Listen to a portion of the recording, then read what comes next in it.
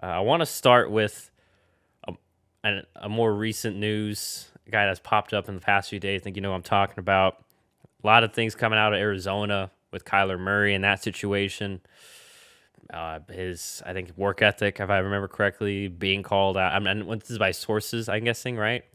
And then he's, I guess, expressed frustration, and there's people reading into some of his actions on social media. He deleted a bunch of his posts, and to credit to our resident Arizona Cardinals fan, he mentioned though I think he deleted not more than just Cardinals related posts, if I remember They correctly. do like everything about his family too. So maybe this is probably being overblown. Nonetheless, John, do you think Kyler Murray's in an Arizona Cardinals uniform next season, or will he be elsewhere? I think he's 100% in a Cardinals uniform because I'm not ruling out the possibility that this is like a negotiation tactic. He still has 2 years left, like guaranteed in Arizona, because he's got one more year under his contract and then the fifth year option. And those are things he cannot control. And then if we're being honest, he could be tagged for like another 2 years, like safely. I don't think anyone's ever been tagged 3 times.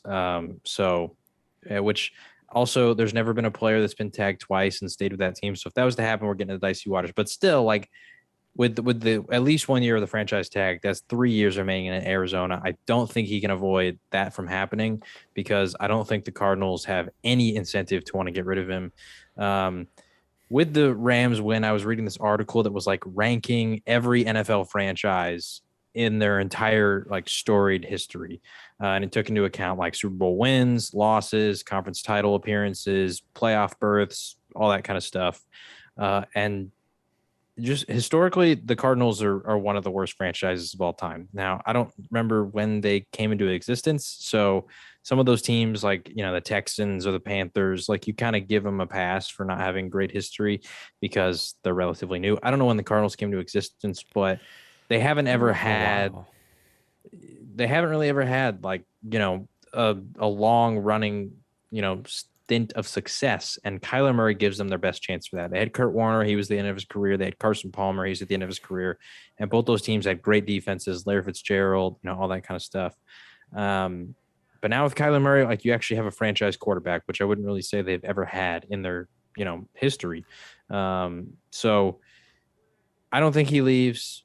I don't know how this gets resolved, but I don't think he leaves at least anytime soon. Maybe Yeah, in 2, 3 years we're still talking about this, but I don't think he leaves anytime soon. yeah. If anything, and it just seems like this is something, maybe something from the organization, maybe just in the future.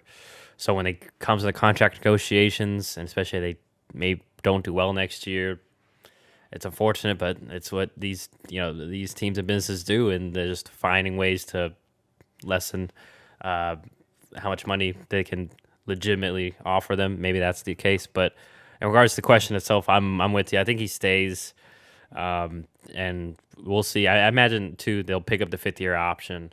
No, I think the bigger question is will Cliff Kingsbury be there next season after next season though? But yeah, I just with how much they've gone all in trading for DeAndre Hopkins, bringing in J.J. Watt, um, and obviously with Cliff, it's hard to imagine him leaving. Just last point too, and I'm mentioning some of these other guys, but even if some of those reports are somewhat true, like oh he's not first one in, last one out, like this is the trouble about when you draft a guy number one overall and you don't have a veteran or someone there maybe to kind of help him show that you gave him too much, gave him the keys of the kingdoms a little too early, maybe if that's the case. And I think that's on you and his organization to not have a mentor there to say, hey, like this is how I prepare. And maybe you can just to rub off maybe on Kyler because I can't think of a backup right now that veteran that he's had there. I mean, I'm sure an Arizona Cardinal fan may know, but I mean,